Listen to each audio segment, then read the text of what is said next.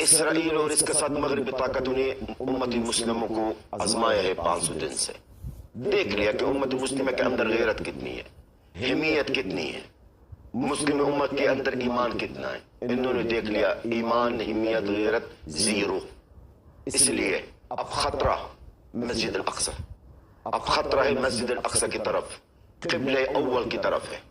آج میں آپ کو بتا دوں، اور یہ اس معزز چینل میں میری یہ بات سیو کیجیے گا اور یاد رکھیے گا اگر امت مسلمہ کا یہ حال رہا تو یہ خبیث ناجائز ریاست اسرائیل مسجد الاقصی قبلہ اول کو شہید کر دیں گے.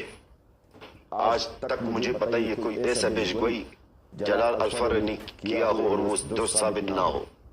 اس پاکستان پاک میڈیا میں، چاہے وہ انڈین میڈیا میں، کہیں بھی ہو، آج لکھ لیں یہ تاریخ 6 مارچ 2025.